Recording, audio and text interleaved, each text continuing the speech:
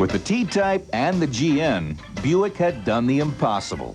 They had reinvented the muscle car and updated it for the 80s. The little 3.8-liter V6 had grown from a 180-horsepower novelty engine into a 245-horsepower Stormer in just 4 years. And these cars had proved that going fast didn't have to come at the expense of luxury, comfort, and gas mileage. And now, word came down from the ivory tower that after 1987, there would be no more of them.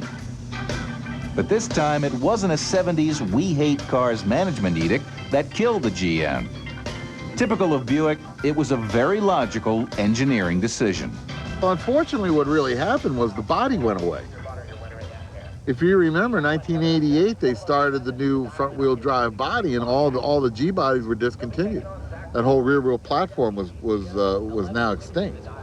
And they really didn't have a front-wheel drive platform that could adequately handle the torque and the output of the Turbo V6. What happened next would make automotive history. We knew that the production was running out. We were stopping production of the Grand Nationals. The public knew it as well. So we knew we needed to celebrate that movement of the car and its departure. So the task was to build a new Grand National, a special edition that outperformed the Grand National, but also was the Grand National to end all Grand National production. What they built was the GNX. With the '87 Grand National as a baseline, they created a modern American classic in every way, from appearance to performance. From the car's new GNX badging to its flared fender wells and 16x8-inch BBS wheels to the classic Buick portholes, this was a collector's car, even before it was built. Every car was sold before the first car was built. That doesn't often happen. And when we saw the articles that it had, and a positive media exposure in the press that it had already received from the 2 prototype runs, there was little choice. We had to build this car. A special car like the GNX would have to have more power. But by now, the Turbo V6 was so well developed, there wasn't much left to modify. For help, Buick called on McLaren, the world-famous racing engine builder, to find a few more horses. Along with some reprogrammed electronics, the GNX was treated to a new ceramic-coated turbo impeller and a specially designed intercooler. Combined with an enlarged turbo exhaust housing and a less restrictive exhaust system, this helped the GNX's power plant max out at 276 horsepower and 360 foot-pounds of torque. But by far, the major changes took place in the car's suspension.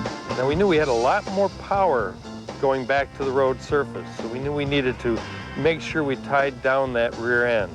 So we couldn't allow the pig or the differential to rotate on load.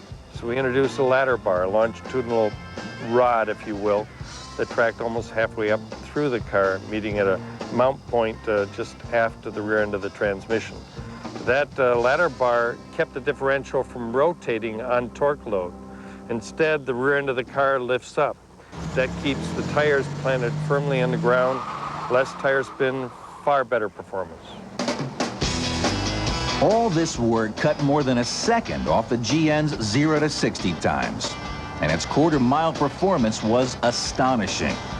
The car cornered like a sports car, and today, almost 15 years later, it still looks like the meanest car on the road.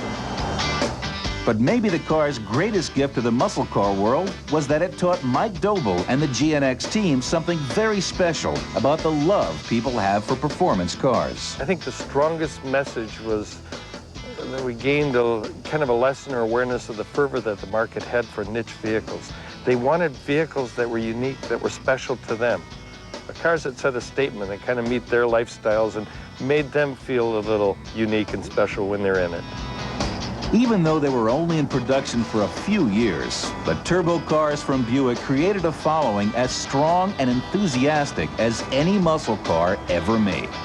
In 1987, when Buick canceled the Grand National, Buick dealers all over America were inundated with orders for one of the last ones.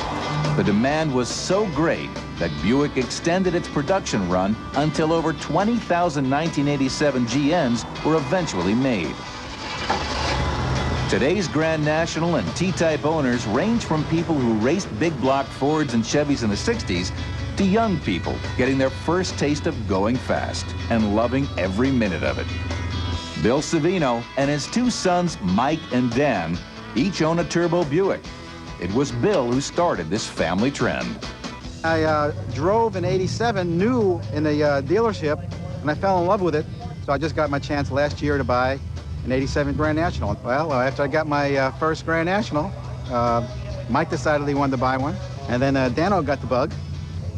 Dano bought his '85. I've known about him since probably 8 years old. Said when I turned 16, 17, I'd like to get one. So they're a little older, they have a little more money. So I had to get a cheaper one and stumbled across this and bought it. These cars are the best evidence that the good old days aren't gone yet. And if a car like this could be built 15 years ago, what kind of supercars might be on the horizon? There's not that big a difference between performance and luxury if you do it well. You can still have a very tractable, very comfortable, very secure car that can still light it up once in a while when you want. Sort of gives you hope for the future, doesn't it? Thanks for watching. And remember, don't crush them, restore them.